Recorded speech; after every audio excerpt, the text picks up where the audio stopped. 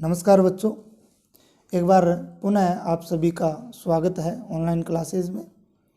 प्यारे बच्चों, कल हमने बहुत ही महत्वपूर्ण टॉपिक पर चर्चा की थी और वो टॉपिक था हमारा नेफ्रॉन की संरचना। नेफ्रॉन की संरचना अगर आप लोगों ने अच्छी तरह से याद कर रखी है तो ही आज का वीडियो अंत तक देखें, क्योंकि बिना नेफ्रॉन की संरचना के आपको 1% भी समझ में आने वाला नहीं है। तो जिन्होंने पीछे वाला वीडियो नहीं देखा वो पीछे वाला वीडियो अच्छी तरह से देख लें, नेफ्रॉन की संरचना को पढ़ें, उसके बाद ही इस वीडियो को पूरा देखें, तब आपको मूत्र निर्माण की क्रियाविधि जो है वो कंप्लीट समझ में आएगी।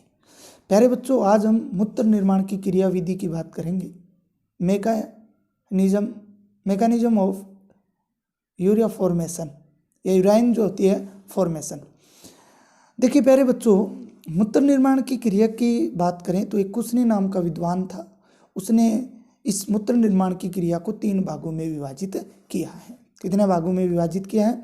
3 भागों में जो है वो विभाजित किया है प्यारे बच्चों। और वो 3 भाग प्यारे बच्चों कौन से हैं? जो आपको स्पष्ट नज़र आ रहे हैं, जो आपको क्या है स्पष्ट नज़र आ रहे हैं। पहला प्यारे बच्चों है प्रानिषेधन, जिसे अल्ट्रा फिल्ट्रेशन कहा जाता है। निषेधन क्या होता है? छानना।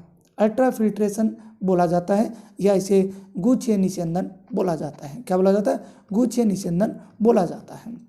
दूसरा भाग है आपका वर्णात्मक पुनः अवशोषण। ठीक है, सिलेक्टिव रीएब्जॉर्प्शन जो है उसकी बात करने वाले हैं। एब्जॉर्प्शन अवशोषण को बोलते हैं, तो री का मतलब पुनः अवशोषण। श्रावण की क्रिया सेक्रेशन की क्रिया है कि श्रावण किस प्रकार से होता है। 3 प्रक्रियाओं के अंदर मूत्र निर्माण जो है वो कंप्लीट हो जाता है किडनी के अंदर। उसके बाद की आगे की प्रोसेस जो है वो हम बाद में देखेंगे। तो एक बार मैं कल वाला रिपीट कर देता हूँ। कल हमने 1 मिनट में लगेगी कि कल हमने इस प्रकार से नेफ्रॉन के मुख्य रूप से जो भाग पढ़े थे उनकी बात कर लेते हैं। ये एक बार मैं संरचना बना देता हूँ।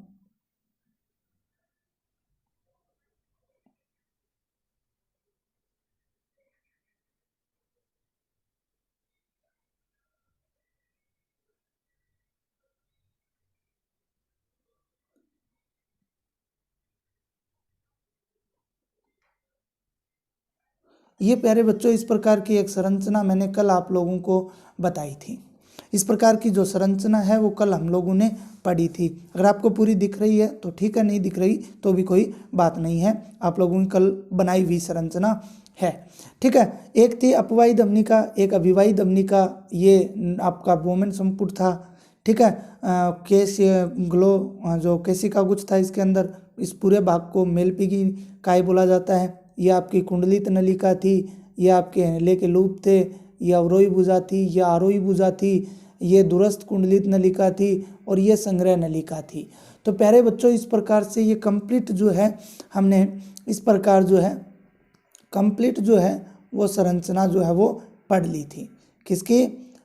नेफ्रॉन की संरचना जो है वो हमने पढ़ ली थी। अब देखो आपको स्पष्ट नज़र आ रही है। इस प्रकार की बिल्कुल सिंपल सी संरचना थी। चलो बात करते हैं आज के आगे के टॉपिक पर कि प्रानिषेधन क्या होता है। तो प्रानिषेधन का प्यारे बच्चों सीधा सा मतलब क्या होता है? छानना। तो प्रानिषेधन की क्रिया नेफ्रॉन के ग्लूमेरुलस व बोमन संपुट द्वारा संपन्न होती है। जो छानने की क्रिया है वो किसके द्वारा? ग्लूमेरुलस व बोमेन संपुट। कहने का मतलब है मेलपीगी काय के द्वारा ये क्रिया संपन्न होती है। मनुष्य का वृक्क 1 मिनट में 1100 से 1200 ml रक्त का निषेधन करता है। जो किडनी होती है वो 1100 से 1200 ml रक्त का क्या कर देती है? निषेधन करती है। जो हृदय के 1 मिनट में निकाले गए रक्त का 1/5 भाग होता है। याद रहे तो रखना, वरना कोई बात नहीं है। यहाँ रक्त व बोमन संपुट की गुहा के मध्य 3 पतले जो है वो स्तर पाए जाते हैं, जो इस क्रिया में मुख्य रूप से क्या लेते हैं? भाग लेते हैं। प्यारे बच्चों आगे बात करते हैं। अब देखिए प्यारे बच्चों, हम लोग बात करते हैं किसकी? जो इसके बाद में हम लोग जो है बात करते हैं 1 मिनट। देखिए प्रानिषेधन की परिभाषा की बात करते हैं कि अल्ट्रा फिल्ट्रेशन कहते किसे हैं। तो प्यारे बच्चों ग्लूमेरुलस की रक्त कोशिकाओं, जो रक्त केशिकाएं होती हैं, उनसे रुधिर प्लाज्मा, उत्सर्जी पदार्थ तथा अन्य उपयोगी पदार्थों का छनकर बोमन संपुट की गुहा में आने की क्रिया ही क्या कहलाती है? प्रानिषेधन। प्यारे बच्चों ये हमने मेलपीगी काय बनाया था। ठीक है, इसमें एक ये अपवाही और एक ये अभिवाही धमनिका थी, इनसे ये मिलकर केशिका गुच्छ बना था। ठीक है, इस प्रकार की संरचना हमने पढ़ी थी। तो होगा क्या कि ग्लोमेरुलस की रक्त केशिकाओं से रुधिर, प्लाज्मा, उत्सर्जी पदार्थ तथा अन्य उपयोगी पदार्थ छनकर कहाँ जाएंगे, यहाँ आ जाएंगे, इस भाग में आ जाएंगे।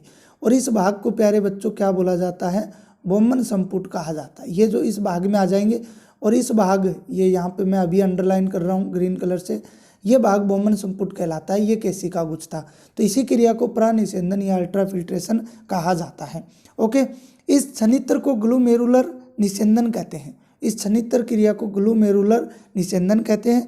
उस निषेध में यूरिया है, एमिनो अम्ल है, क्रिएटिनिन है, हार्मोन्स हैं, विटामिन्स, लवण, आयन, ग्लूकोज, शर्करा आदि पदार्थ होते हैं। जो छना हुआ पदार्थ है उसको हम ग्लोमेरुलर निषेध बोलेंगे और उसके अंदर ये पदार्थ उपस्थित रहते हैं। इसमें रुधिर कणिकाएं तथा प्लाज्मा प्रोटीन का अभाव होता है। रुधिर कणिकाएं व प्लाज्मा प्रोटीन का क्या रहता है, अभाव। प्लाज्मा में कौन कौन सी प्रोटीन थी, ग्लोबुलिन, फाइब्रिनोजन और एल्बुमिन। 3 प्रकार की प्रोटीन मैंने आपको पिछले अध्याय के अंदर बताई थी। अब कुछ आंकड़े दे रखे हैं, उनकी बात कर लेते हैं। मनुष्य में 1 मिनट में लगभग 125 ml ग्लोमेरुलर फिल्टर छाना जाता है, अतः एक दिन में लगभग 180 लीटर फिल्टर छनता है, जिससे लगभग 1 से 2 लीटर मूत्र का निर्माण होता है। 1 से 2 लीटर किसका निर्माण होता है, मूत्र का निर्माण होता है। मनुष्य में दोनों किडनी द्वारा प्रति मिनट बनने वाले निषेध की मात्रा को ग्लोमेरुलर निषेध दर कहते हैं। ठीक है, ये महत्वपूर्ण बात है जो आप लोग इसको इम्पोर्टेंट या नोट लगा के लिख सकते हो और याद रख सकते हो। इसके बाद में प्यारे बच्चों बात करें तो ग्लोमेरुलस व बोमन संपुट के स्तरों के द्वारा रक्त के छनने की पूर्ण क्रिया प्रानिषेधन या गुच्छे निषेधन कहलाती है। और इसके छनित्र को हमने प्रारंभिक मूत्र भी कह दिया, जो छन के जिसमें ये उपयुक्त जो है वो निम्नलिखित भाग उसके अंदर थे, उनकी भी हमने बात कर ली। ये आपका प्रानिषेधन की क्रिया जो है वो पूरी हो जाती है। इसके बाद में प्यारे बच्चों दूसरा जो है वर्णात्मक पुनः अवशोषण, सेलेक्टिव रीएब्जॉर्प्शन की क्रिया की बात करेंगे। अब यहाँ पे ध्यान रखना आपको, इस क्रिया के अंदर मैंने आपको बताया था कुंडलित नलिका, कुंडलित समीपस्थ नलिका, ठीक है, जो मेलपिगिन काय के एकदम पास में होती है, उसके अंदर सूक्ष्माकुर पाए जाते हैं, ब्रश भी पाए जाते हैं जो अवशोषण का काम करते हैं। कल याद करो, ये सब बातें मैंने आपको बताई थी। तो ग्लोमेरुलर निषेध में उत्सर्जी पदार्थों के साथ साथ, किनके साथ साथ, उत्सर्जी पदार्थों के साथ उपयोगी पदार्थ भी क्या हो जाते हैं, छन जाते हैं। भाई जब बोमन संपुट या फिर ऐसा कहें कि मेलपिगी काय में जब वो छनने में बहुत सारे पदार्थ थे जिनमें कुछ उपयोगी पदार्थ भी छन जाते हैं। अब उन उपयोगी पदार्थ जिन्हें नेफ्रॉन की कुंडलित नलिका में पुनः अवशोषण कर ग्रहण कर लिया जाता है, पुनः अवशोषण कर क्या किया जाता है, उन्हें ग्रहण किया जाता है। तो ध्यान रखना, इसीलिए इसको वर्णात्मक पुनः अवशोषण, जो पदार्थ काम के हैं उनको उस ग्लोमेरुलर निषेध से अलग कर लिया जाता है और बाद में उनका अवशोषण किया जाता है। रक्त द्वारा आवश्यक लाभदायक पदार्थों के पुनः ग्रहण करने की क्रिया ही क्या कहलाती है, पुनः अवशोषण कहलाती है। समीपस्थ कुंडलित नलिका में देखते हैं किन किन पदार्थों का अवशोषण होता है, उन पदार्थों की हम लोग जो है वो बात करते हैं। तो प्यारे बच्चों, इसकी आंतरिक भित्ति पर अनेक सूक्ष्माकुर पाए जाते हैं, ये कल क्लियर हो गई थी बात, जिससे पुनः अवशोषण की क्षमता 20 गुना बढ़ जाती है। जबकि दूरस्थ कुंडलित नलिका में भी होंगे लेकिन वहाँ पर थोड़े कम होते हैं। इसके अंदर पीसीटी का मतलब समीपस्थ कुंडलित नलिका के अंदर ग्लूकोज, एमिनो अम्ल, विटामिन सी का पूर्ण अवशोषण होता है। ग्लूकोज का पुनः अवशोषण सहक्रिय अवशोषण विधि से होता है। इसके अलावा calcium ion, potassium ion, sodium ion का भी पुनः अवशोषण भी सहक्रिय विधि द्वारा होता है।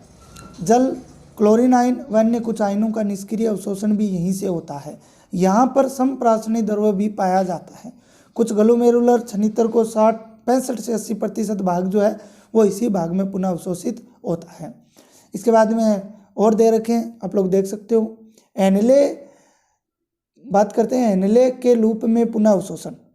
एनएलए के लूप में हमने जो था, एनएलए का लूप जो था वो इस प्रकार से था, ठीक है, एक आरोही भुजा और एक अवरोही भुजा उसके अंदर थी। इस भाग में अगर बात करें तो पतली झिल्ली वाले पारगम में अवरोही भुजा व मोटी भित्ति वाले अपारगम में आरोही भुजा में विभेदित होता है। अवरोही भुजा जल के लिए पूर्ण पारगम्य होती है। जल के लिए क्या होती है? देखो एक एक बात में यहाँ पे आपको याद रखनी पड़ेगी। अवरोही भुजा जल के लिए पूर्ण पारगम्य होती है। यह सोडियम प्लस व अन्य विलेय पदार्थों के लिए पारगम्य नहीं होती, इसलिए इसमें द्रव रक्त की तुलना में उच्च परासरणी होता है। द्रव क्या होता है? उच्च परासरणी होता है। यहाँ सबसे कम पुनः अवशोषण होता है। इस भाग में सबसे कम पुनः अवशोषण की क्रिया जो है वो संपन्न होती है। प्यारे बच्चों, आरोही भुजा का निचला भाग पतला व ऊपरी भाग थोड़ा मोटा होता है। हम लोग डायग्राम में आप लोगों ने देखा था। यह जल के लिए है पारगम्य, लेकिन potassium chloride ion, sodium ion के लिए पूर्ण पारगम्य होता है। आरोही भुजा की बात कर रहा हूँ मैं। इसमें 25% पोटेशियम आयन का अवशोषण होता है। ठीक है, ये कुछ बातें हैं, मैं आपको डायग्राम में इन सबको समझाऊंगा। दूरस्थ कुंडलित नलिका में इसी प्रकार से यदि हम लोग बात करें तो इसमें सोडियम प्लस व क्लोराइड आयनों का पुनः अवशोषण जारी रहता है, इसलिए यहाँ भी द्रव रक्त की तुलना में क्या होता है? समप्रासरणीय होता है। ठीक है, यहाँ जल का लगभग 19% भाग जो है वो अवशोषित होता है। यहाँ पे एंटी डाईयूरेटिक हार्मोन जिसे वेसोप्रेसिन की सहायता से होता है। यहाँ अवशोषण वेसोप्रेसिन हार्मोन जो होता है उसकी सहायता से होता है, और इसको एडीएच भी बोलते हैं। और इसकी कमी होने पर जल का पुनः अवशोषण जो है वो नहीं हो पाता है, जिससे मूत्र का आयतन जो है वो बढ़ जाता है। इसके फलस्वरूप डायबिटीज इंसिपिडस नामक रोग हो जाता है, जिसकी बात हम लोग आगे रोगों के अंदर करेंगे। इसके बाद में प्यारे बच्चों, यदि हम लोग बात करें तो संग्रह नलिका में पुनः अवशोषण। संग्रह नलिका में केवल जल, हाइड्रोजन आयन व पोटेशियम आयनों का पुनः अवशोषण होता है। संग्रह नलिका में यदि बात करें बहुत कम अवशोषण होता है, और ये इसके अंदर अवशोषण की क्रिया होती है, इसलिए यहाँ निस्यंद उच्च परासरणी होता है, और इसे अंतिम मूत्र कहते हैं। संग्रह नलिका में पहुँचने के बाद इसे क्या कहेंगे? अंतिम मूत्र जो है वो कहा जाता है। इसके बाद में तीसरा जो पॉइंट आता है, क्योंकि हमने प्रानिस्यंदन पढ़ लिया, हमने जो है पुनः अवशोषण की क्रिया पढ़ ली, अब बात करते हैं श्रावण की, क्योंकि अंतिम रूप से मूत्र जो है वो तैयार हो चुका है। तो रक्त से कुछ हानिकारक उत्सर्जी पदार्थ अल्ट्रा फिल्ट्रेशन के समय ग्लोमेरुलर निस्यंद में नहीं चल पाते, और इसे अपवाही धमनिका द्वारा पर नलिका केशिका जाल में क्या कर दिया जाता है? पहुंचा दिया जाता है। इस जाल की केशिका इन पदार्थों को पुनः नेफ्रॉन की कुंडलित नलिका में डाल देती हैं। इस क्रिया को ही हम लोग क्या बोलेंगे? श्रावण की क्रिया बोलेंगे, और यह सक्रिय अभिगमन की क्रिया द्वारा क्या होती है? संपन्न होती है। इसमें दीर्घ आणविक अपशिष्ट पदार्थों को रुधिर से वृक्क नलिका गुहा में क्या कर दिया जाता है? डाल दिया जाता है।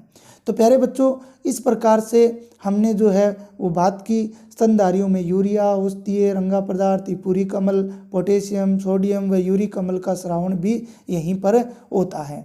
ठीक है, तो प्यारे बच्चों, इस प्रकार से हमने जो बात की आज के इस वीडियो में मूत्र निर्माण की। अब मैं आपको डायग्राम पर इसको समझाता हूँ। पूरे सिस्टम को जितना भी हमने पढ़ा है, आपको 2 मिनट में ये पूरा का पूरा आपके तैयार हो जाएगा। प्यारे बच्चों, ये देखो, अब आपको इस डायग्राम को अपनी कॉपी में भी बनाना है। अब आपको सब समझ में आ जाएगा कि हमने क्या क्या पढ़ा है। प्यारे बच्चों, शुरुआत में हमने जो बात की थी कि ये जो भाग है ये मेलपीगी काय का भाग था। अभिवाही धमनियाँ, इसमें एक अपवाही धमनियाँ है। देखो, अपवाही धमनी डायग्राम में लगा रखा, अपवाही धमनी से बाहर जा रहा है और अभिवाही धमनी से क्या आ रहा है? अंदर आ रहा है। तीर से आपको समझना है। तो देखिए, बोमन संपुट आपको दिख रहा है, ग्लोमेरुलस दिख रहा है। अब इस क्रिया के अंदर तो परानिस्यंदन क्रिया हो जाएगी, परानिस्यंदन, या फिर अंग्रेजी में बोले तो अल्ट्रा फिल्ट्रेशन की क्रिया जो है वो हो जाती है। बात आ गई समझ में? इसके अलावा अगर हम लोग बात करें तो इसके अंदर आप लोगों को दिख रहा है, क्या दिख रहा है? आगे देखिए, समीपस्थ कुंडलित नलिका है जिसको खोल कर दिखाया गया है, जिससे क्या क्या पुनः अवशोषण, ये जो चिन्ह लगा रखे हैं ये बाहर निकलने के हैं, पदार्थों के उस ग्लोमेरुलर निस्यंद से क्या है? बाहर निकलने की संकेत हैं। तो क्या क्या बाहर निकल रहे हैं? मैंने सब के सब नाम आपको यहाँ दिख रहे हैं। ग्लूकोज है, एमिनो अम्ल है, हार्मोन है, विटामिन है, सोडियम, पोटेशियम, कैल्शियम। ठीक है, ये सब के सब क्या निकल रहे हैं? बाहर जो है वो निकल रहे हैं समीपस्थ कुंडलित नलिका में। जबकि अंदर कौन कौन है? क्रिएटिनिन, औषधि, वर्णक आदि इसके अंदर जा रहे हैं। इसके बाद में हम लोग बात करते हैं अगले भाग की, और अगला भाग हमारा कौन सा था? ये देखिए, हेनले के लूप। तो हेनले के लूप से जल का पुनर्अवशोषण होता है। किसका? जल का पुनर्अवशोषण होता है। इधर अगर हम लोग बात करें तो calcium chloride ion, sodium ion ये बाहर निकलते हैं, यूरिया आदि का निस्यंदन होता है। ठीक है, इसी प्रकार से आगे फिर दूरस्थ कुंडलित नलिका में पहुंचते हैं तो ये निम्न आयन जो है मैंने आपको बताए थे। फिर लास्ट में इस संग्रह नलिका द्वारा बहुत सारे नेफ्रॉन आकर इसके अंदर खुलते हैं। ठीक है, बहुत सारे जो है आकर इसके अंदर खुलते हैं। इसमें बहुत ही कम जो है जल का पुनः अवशोषण होता है। कुछ सोडियम क्लोराइड आयन इनका भी अवशोषण की क्रिया होती है। ठीक है प्यारे बच्चों, इस प्रकार से लास्ट में जो है मूत्र अंतिम रूप ले लेता है। क्या ले लेता है? अंतिम रूप जो है मूत्र जो है वो अंतिम रूप ले लेता है। तो प्यारे बच्चों, ये थी आपके जो किसकी क्रिया? मूत्र निर्माण की क्रिया थी। कल हम मूत्र संगठन पढ़ेंगे और इससे संबंधित कुछ रोगों की बात जो है वो करेंगे और आपका अध्याय जो है वो पूरा हो जाएगा। तो प्यारे बच्चों, आज के लिए इतना ही। अगले वीडियो तक आप लोग पढ़ते रहें, मस्त रहें और अपनी पढ़ाई में व्यस्त रहें।